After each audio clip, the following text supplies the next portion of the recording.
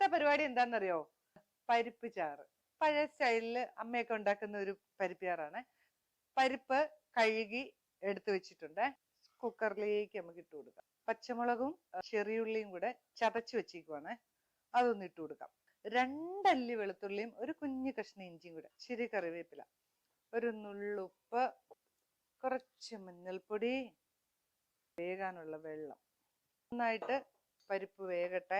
മൂടി വെച്ച് അരമുറിയുടെ പകുതി തേങ്ങ മതി കേട്ടോ. ഒരു 1/4 സ്പൂൺ ചെറിയ ജീരകം, 2 ചെറിയ അല്ലി വെളുത്തുള്ളി നല്ല പോലെ അരച്ചുകൊണ്ട് വരാം കേട്ടോ. പരിപ്പൊക്കെ നന്നായിട്ട് വെന്തിട്ടുണ്ട് കേട്ടോ. എന്ത് ഉടഞ്ഞിട്ടുണ്ട് കണ്ടോ. മൺചട്ടിയിലോട്ട് നമ്മള് പരിപ്പിനെ അങ്ങോട്ട് ഇടുക.